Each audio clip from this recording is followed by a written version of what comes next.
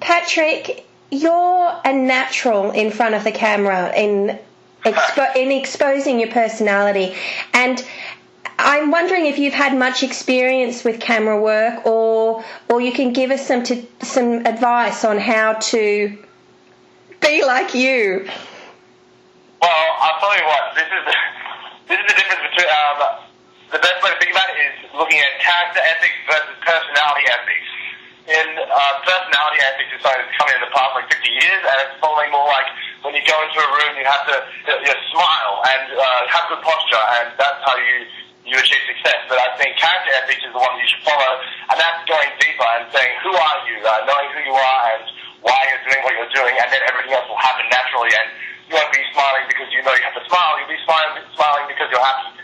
So if you know who you are, you can be completely honest with anyone, whether it be a camera or someone you're having any conversation. So the key is just to know yourself, and you'll be sweet. Fantastic. How important do you think, Zoey, I'll start with you, is the ability to do tricks in this competition? Everybody kind of knows that, we wouldn't be on the show if we couldn't dance. So, to have those extra qualities is a really, big bonus. Like, if you pull those out, it's like a wow factor. And Patrick, do you think that relates to the professional world as well? Yeah, absolutely. Having tricks shows a whole other discipline, and it shows another understanding of movement.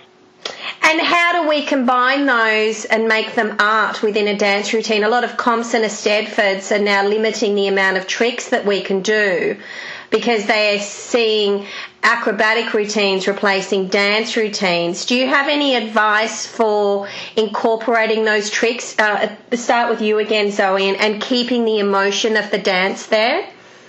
Tricks is a wow factor, so you want to keep that wow factor. You don't want to pull them out, and you don't want to have a whole routine based on tricks. And Patrick? You shouldn't be doing a trick. If you're in a rehearsal room and you're saying, we'll put a trick there because the audience loves it backwards, so we'll put it there. Yeah. That's the worst reason to put in a trick. But you should definitely put in a trick if the music is telling you to put in a trick. How does the whole experience of the show compare to doing a professional gig? This is something I've never experienced. I've been lucky enough to be working professionally before the show, and you have to be on your game all the time. You have no choice but to give 500%. Especially for dancers, you rarely get to see us up the front, in front of the artist. We're always kind of behind the artist, and we're always just in the background. So this show, we're up the front, people want to see us. That's something that we've never really experienced.